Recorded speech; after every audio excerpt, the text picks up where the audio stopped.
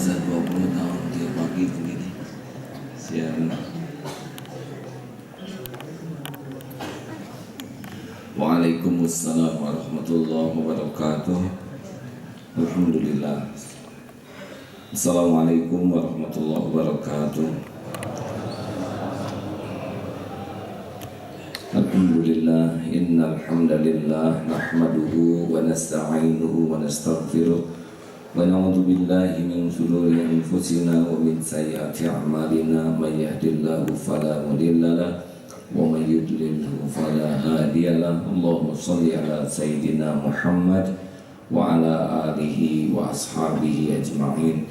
Rabbana la tuzigh qulubana ba'da idh hadaitana wa hab lana min ladunka rahmah innaka antal wahhab. Amin ya rabbal alamin. Hadirin, jadi ada orang yang beruntung. Siapa yang beruntung adalah yang disebut robihun. Setiap hari dia efektif melakukan perubahan makin baik.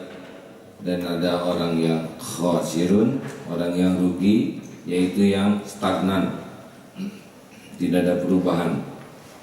Hari berganti hari, tapi dia tidak rubah ilmunya, tidak rubah amalnya, lempeng saja. Itu khasirun. Dan ada yang halikun, orang yang celaka, yaitu hari berganti hari dia menurun terus, akhlaknya menurun, ibadahnya menurun. Jadi orang-orang yang celaka itu adalah bukan orang yang jatuh dari tembok, bukan yang ketabrak beca. Orang yang celaka adalah orang yang hari berganti hari dia menurun. Mungkin uangnya nambah, mungkin ilmunya nambah, mungkin kedudukannya nambah, tapi imannya menurun, akhlaknya menurun, ibadahnya menurun. Ini orang yang celaka. Pilihan kita cuma satu, karena kita tidak tahu kapan akan mati. Kita harus melakukan perubahan diri dari hari ke hari. Nah, masalahnya kita tidak menemukan perubahan ini kalau tidak evaluasi. Kita harus punya standar dan punya target. Nah, kalau tidak ada evaluasi, ini menukik pelan-pelan ini. Yang biasa datang ke masjid sebelum azan sudah cari saf utama, lambat laun tidak terasa dia datangnya ketika sedang azan. Lambat-lambat dia sudah selesai azan baru ke masjid. Ini ciri-ciri orang makin jauh dari Allah, ya, menurun. Terus datangnya sudah rakaat sudah dimulai,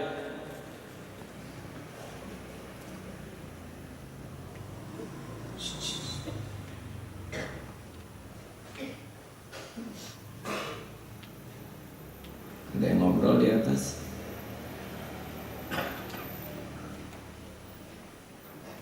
Maaf hadirin.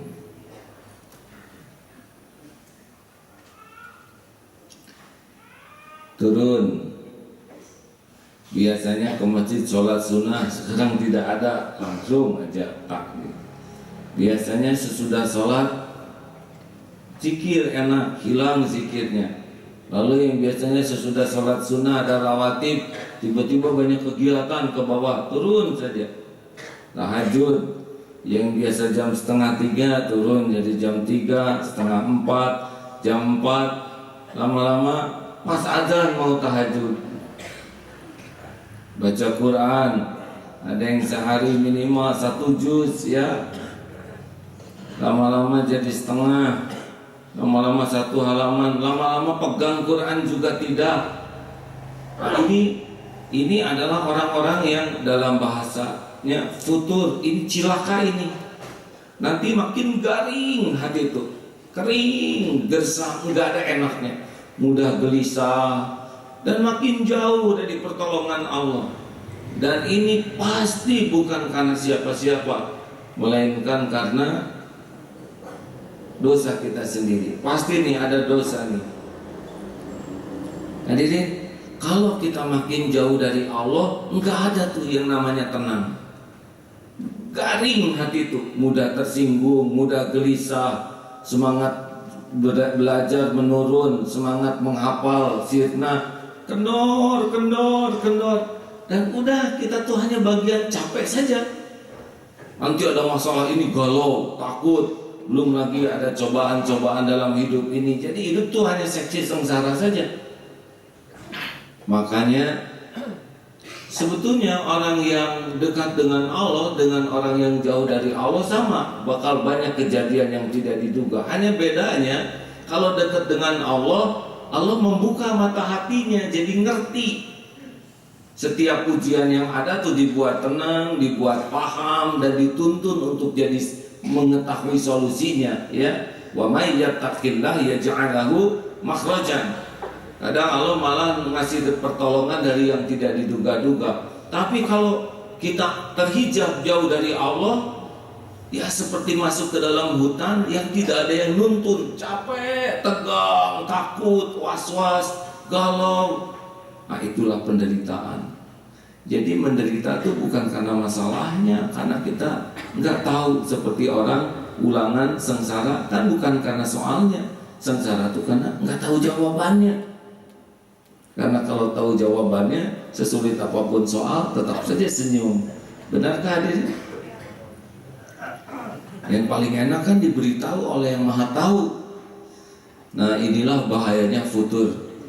Kalau kita sudah berkurang, harus bagaimana sekarang? Harus cepat sadar. Ini saya biasanya ke masjid tepat waktu nih. Sebelum adzan sekarang udah begini, udah berapa hari saya begini. Saya baca Quran kok enggak sekarang, garing nih. Tahajud udah mulai belang betong, kebagian ujungnya aja astagfirullah. Nah, kesadaran ini kalau ada, maka mulailah kita bangkit dengan tekad. Saya tidak mau su'ul khotimah. Saya tidak mau jadi mantan ustaz. Saya tidak mau. Saya akan hancur kalau saya makin menurun dan makin jauh dari Allah. Hidup ini akan celaka, hina, sengsara kalau saya jauh dari Allah. Pilihan saya adalah bangkit. Nah, kalau sudah begitu rawe-rawe atas, malang-malang putung. Apa artinya, Pak? Dilarang merokok. Ya, baiklah hadirin. Itu mah ya, that's the way you are. Teruskan hadirin. Sampai di mana tadi? Nah, bangkit, sadar dan mulai kita periksa apa nih penyebab saya futur ini. Oh, ternyata ada fall in love, ya, cinta beruk dengan seseorang. Ini nih yang mengakibatkan saya hafalan jadi rontok gara-gara saya narsis. Tidak, saya tidak mau mencintai dia karena saya masih kelas 2 SD. Tidak. Maaf ya deh, jangan tersinggung yang SD. Tidak jaga. Oh, ternyata saya rusak karena saya kebanyakan megang handphone. Punya handphone baru ataupun ini, tidak mulai sisihkan. Ini dia yang mencuri waktu saya. Oh, ternyata saya begini karena saya keseringan jalan-jalan. Saya akan lebih banyak itikaf. Pokoknya periksa nih sumbernya apa. Oh, karena saya punya teman baru dan teman ini kerjanya ngobrol aja, sehingga saya robah orientasinya. Kita harus selidiki di mana poin-poin, titik-titik yang membuat hati kita jadi keras. Oh, ternyata saya jadi senang nonton TV. Oh, kebanyakan buka internet. Periksa aja. Kita tahu kok lambat laun penyebabnya, ya. Mulai disiplin, cut seperti ayam. Kalau ayam sudah masuk ke kamar, itu ngusirnya susah.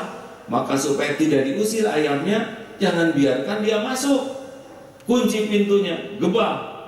Tapi kalau kita biarkan pintunya kebuka, ayam masuk, memang kita usir, tapi nggak garapak.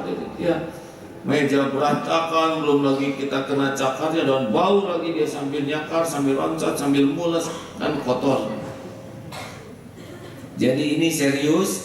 Bangkit, ya, tidak ada bahagia jauh dari Allah. tidak ada ketenangan, tidak ada kemuliaan. Yang ada adalah sengsara, gelisah, bingung, resah, neken, udah bagian capeknya aja jauh dari Allah. Makanya segera bangkit dan kejar kedudukan di sisi Allah, lebih daripada ngejar apapun, karena yang punya segala-galanya hanya Allah.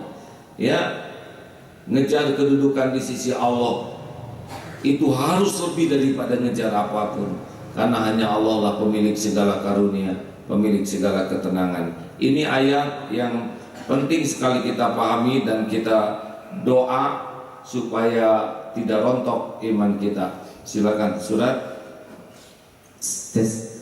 Ali Imran ayat 8. A'udzu billahi minasy syaithanir rajim. Rabbana la tuzigh qulubana ba'da idh hadaytana wa hab lana min ladunka rahmah وهب لنا من لدنك رحمة إنك أنت الوهاب. Ya Allah, ya Tuhan kami, janganlah Engkau condongkan hati kami kepada kesesatan setelah Engkau berikan petunjuk kepada kami, dan karuniakanlah kepada kami rahmat dari sisi-Mu. Sesungguhnya Engkau Maha Pemberi. Jadi Rabbana, apa doanya? Rabbana la tuzigh qulubana ba'da idh hadaitana. Sesudah Allah memberikan petunjuk, ya Allah jangan biarkan hati ini condong nih kepada yang error ya.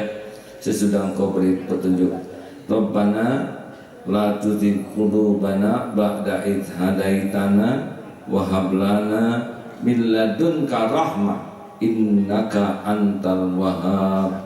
Jadi kita benar-benar minta pertolongan Allah supaya enggak jadi condong nih hati ini kepada terus ke arah yang salah. Sesudah Allah memberikan nikmat dan minta curahan rahmat, karena Allah lah satu-satunya yang memberikan segala karunia. Plus doa Allahumma inni as'alukal huda wat tuqa wal afafa wal ghina, atau doa ya muqallibal qulub tsabbit qalbi ala dinik. Minta diberikan ketetapan ini di hati kita. Ini doa Allah mendengarkan ya. Kita tiap doa mau lirih, mau keras, mau pelan, mau bisik-bisik, tetap, karena Allah memperhatikan kita setiap saat. Allah juga tahu nih kita mulai nyadar, aduh astagfirullahaladzim ya Allah. Allah tahu nih kita nyadar, karena sebetulnya nyadar juga pertolongan Allah ya. Tiba-tiba aduh saya udah garing sekali, dan Allah tahu juga kita sedang nyiapin untuk bangkit. Allah tahu, tidak ada yang lepas. Pergulatan hati kita diketahui oleh Allah, dan Allah Maha menolong. Percayalah ya. Ayo segera bangkit sebelum makin terpuruk. Turun 2, naik 5, turun lagi 1, naik 4. Jadi turun naiknya grafiknya ke atas. Jangan sampai naik 2, turun 5, naik lagi 1, turun 7. Ini bisa suul khotimah. Pas mau naik ada yang datang. Siapa nih? Saya malaikat maut. Nauzubillah, bisa suul khotimah.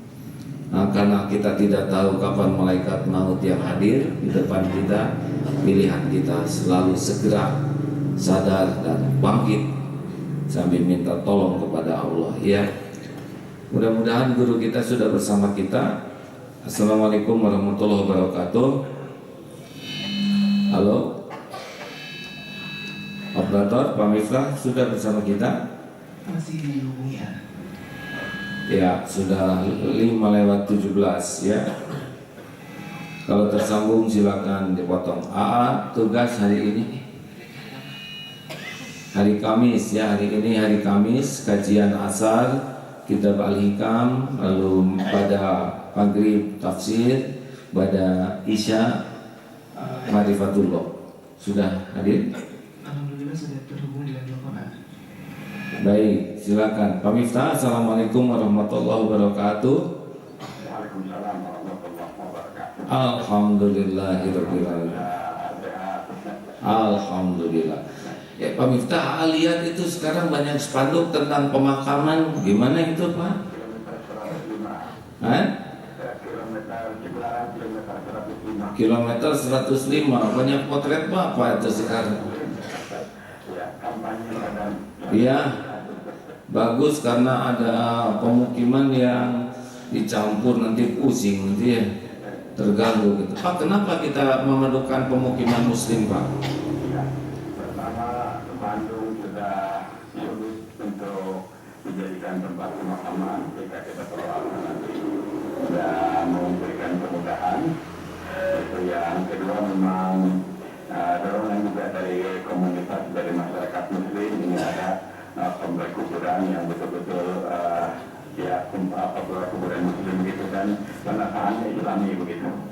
Penataan islami, suasana islami begitu ya Pak? Insya Allah. Berapa luas itu Pak di sana Pak? Sedang yang sudah ada baru 3 hektar, tapi insya Allah akan terus bertambah. Iya. Itu tidak apa-apa dari sekarang Pak, misalkan sedang ngapling, ini ada beberapa ustadz yang mau ngapling. Iya, tentu tidak apa-apa. Dan itu kalau wakaf saja, itu tapi tidak untuk sendirian, tapi juga untuk orang lain yang tidak bisa wakaf. Mungkin suatu saat kita bisa bahas ini bersama-sama ya Pak. Karena banyak sekali pendengar yang pasti ingin di kuburnya itu lebih banyak yang mendoakan, lebih kondusif untuk didoakan begitu ya Pak. Betul, dan juga bagi yang hidup juga ada manfaat begitu, banyak indah begitu, dan tetap islami begitu. Oh, Masya Allah ya. Hadirin, membahas kematian bukan horor ya. Maka Rasulullah itu menganggap Akyas orang yang cerdas. Begitu kan Pak ya? Betul, ya. Jadi kalau itu ngomong mawat, enggak pasti mawat ya. Baik, insya Allah suatu saat kita bahas ini ya Pak ya, supaya para pendengar paham harus apa, harus bagaimana kalau memang ingin ikut bergabung di sana. Oh, masih hidup kan boleh Pak gabung di sana ya? Misinya kapan-kapan lebih lengkapnya sekarang itu.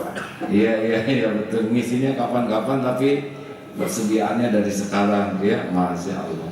Baik para pendengar, kita simak kajian oleh guru kita Bapak Profesor Dr. Kiai Haji Miftah Farid. Silakan Pak.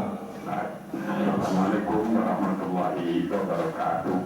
Alhamdulillah rabbil alamin, wassalatu wassalamu ala asyrafil anbiya wal mursalin wa ala alihi wa sahbihi ajmain. Ya, para pendengar yang berbahagia dimanapun Anda berada, kita bersyukur kehadirat Allah Subhanahu wa Ta'ala. Subuh ini masih bisa bersilaturahim lewat udara.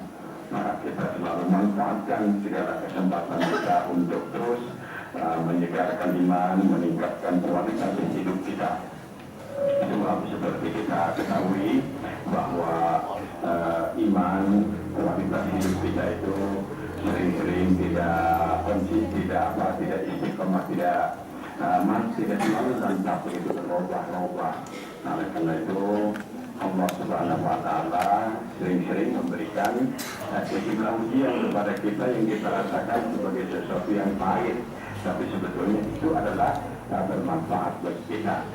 Sebuah hadis qudsi umpamanya saja menyatakan bahwa Allah Subhanahu wa Ta'ala itu mengumpulkan para malaikat, kemudian Allah berfirman kepada para malaikat itu, malaikat-malaikatku, berikan sejumlah ujian kepada hamba-hambaku, biar aku tahu mana di antara mereka yang betul-betul kuat imannya.